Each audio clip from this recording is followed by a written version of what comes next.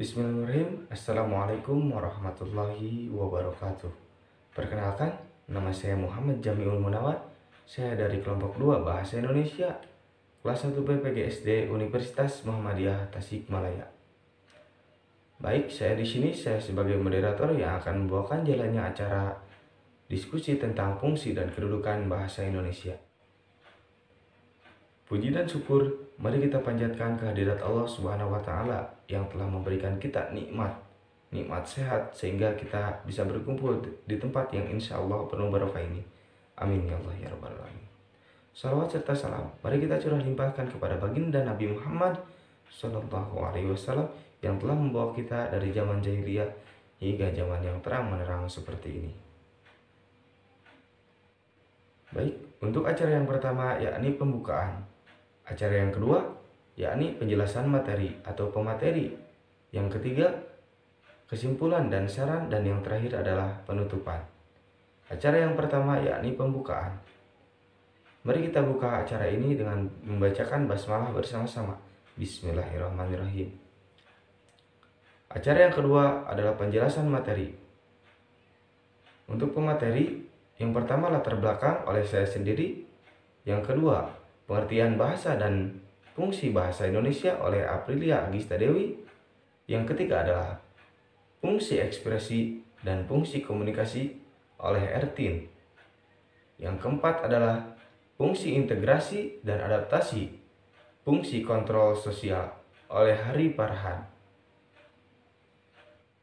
Untuk materi kedudukan bahasa Indonesia, untuk materi pertama tentang bahasa persatuan dan bahasa nasional oleh Riani Nuraini.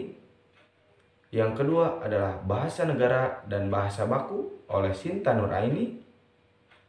Untuk kesimpulan dan saran oleh Tia Apriani. Latar belakang, fungsi, dan kedudukan bahasa Indonesia. Kita tahu bahwa bahasa Indonesia adalah bahasa persatuan, bahasa Indonesia adalah bahasa nasional, dan bahasa Indonesia sangat penting untuk mempermudah komunikasi dan interaksi antara manusia dengan manusia lainnya. Bahasa Indonesia sangatlah penting, baik secara lisan maupun secara tulisan. Karena itu, pengguna bahasa akan semakin terarah dan perlu diadakannya aturan penggunaan bahasa yang baik dan benar. Oke, untuk materi selanjutnya saya persilakan kepada pemateri-pemateri. Pengertian bahasa. Bahasa adalah kemampuan yang dimiliki oleh setiap manusia untuk berkomunikasi dengan manusia lainnya yang menggunakan tanda, baik itu dengan kata-kata atau dengan gerakan. Kajian ilmiah bahasa adalah ilmu linguistik. Bahasa adalah sistem lambang terbatas, yaitu A sampai Z, yang berjumlah 26 huruf yang mampu menghasilkan kalimat produktif. Sistem lambang bahasa dibentuk berdasarkan aturan yang bersifat universal sehingga sistem lambang bahasa sama dengan bahasa yang lainnya. Unsur dalam sistem lambang bahasa tersebut menunjukkan bahwa bahasa bersifat unik dan khas sehingga mudah dipahami oleh masyarakat. Fungsi bahasa Indonesia menurut para ahli atau linguistik adalah sebagai berikut. 1. Sebagai fungsi ekspresi. 2. Fungsi komunikasi. 3. Fungsi integrasi dan adaptasi sosial. Keempat, fungsi kontrol sosial. Fungsi ekspresi. Fungsi pertama ini pernyataan ekspresi diri. Menyatakan sesuatu yang akan disampaikan oleh penulis atau pembicara sebagai eksistensi diri dengan maksud A. Menarik perhatian orang lain, persuasif dan provokatif. B. Membebaskan diri dari semua tekanan dalam diri seperti emosi. C. Melatih diri untuk menyampaikan suatu ide dengan baik. D. Menunjukkan keberanian atau confidence penyampaian ide. Fungsi ekspresi diri itu saling terkait dalam aktivitas dan interaktif keseharian individu. Prosesnya berkembang dari masa anak-anak, remaja, mahasiswa, dan dewasa.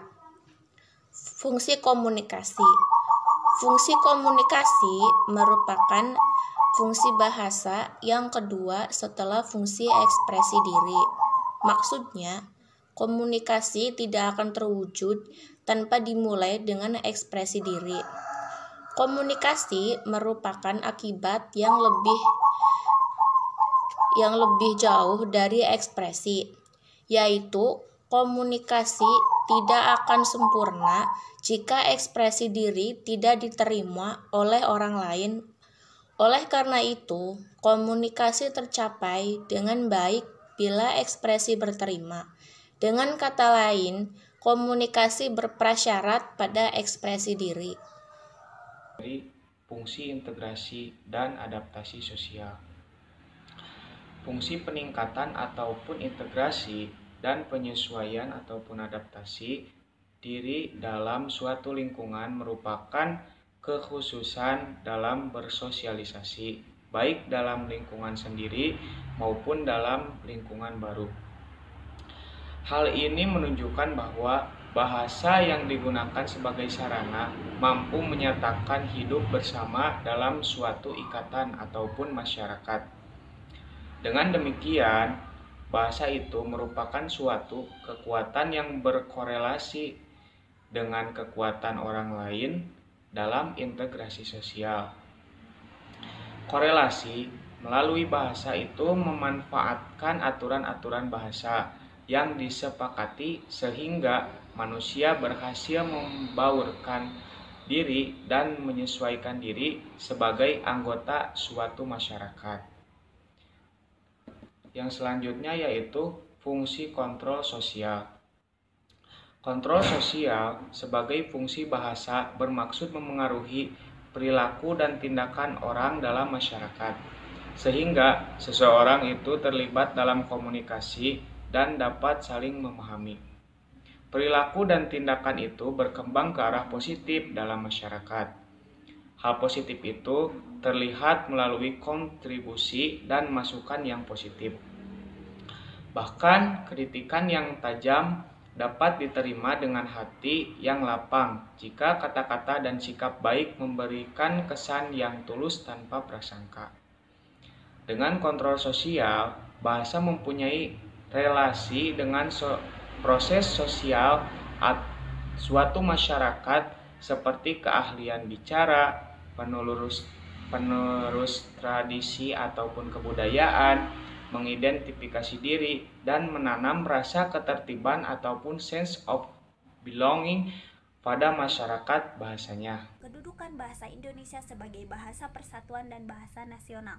Yang pertama, kedudukan bahasa Indonesia sebagai bahasa persatuan merupakan pemersatu suku bangsa, yaitu pemersatu suku agama, ras, dan antar golongan atau sara bagi suku bangsa Indonesia dari Sabang sampai Merauke. Fungsi pemersatu ini heterogenitas atau kebinekaan dan sudah dicanangkan dalam Sumpah Pemuda pada tanggal 28 Oktober 1928. Yang kedua, kedudukan bahasa Indonesia sebagai bahasa nasional, yaitu fungsi jati diri bangsa Indonesia bila berkomunikasi pada dunia luar Indonesia. Dan fungsi bahasa nasional ini dirinci sebagai berikut. Yang pertama, lambang kebanggaan kebangsaan Indonesia. Yang kedua, identitas nasional di mata internasional. Yang ketiga, sarana hubungan antar warga, antar daerah, dan antar budaya. Yang terakhir, pemersatu lapisan masyarakat, sosial, budaya, suku bangsa, dan bahasa. Bahasa negara. Bahasa negara adalah bahasa yang digunakan dalam administrasi negara untuk berbagai aktivitas dengan rincian berikut. Yang pertama, fungsi bahasa sebagai administrasi kenegaraan. Yang kedua, fungsi bahasa sebagai pengantar resmi belajar di sekolah dan perguruan tinggi. Yang ketiga, fungsi bahasa sebagai perencanaan dan pelaksanaan pembangunan Indonesia sebagai negara berkembang. Dan yang keempat, fungsi bahasa sebagai bahasa resmi berkebudayaan dan ilmu teknologi atau disingkat dengan ILTEK. Bahasa baku. Bahasa baku atau bahasa standar merupakan bahasa yang digunakan dalam pertemuan sangat resmi. Fungsi bahasa baku itu sebagai berikut. Yang pertama, pemersatu sosial, budaya, dan bahasa. Yang kedua, penanda kepribadian, bersuara, dan berkomunikasi. Yang ketiga, penambah kewibawaan sebagai pejabat intelektual. Dan yang terakhir, yang keempat, penanda acuan ilmiah dan penulisan tulisan ilmiah. Keempat posisi atau kedudukan bahasa Indonesia itu mempunyai fungsi keterkaitan antar unsur.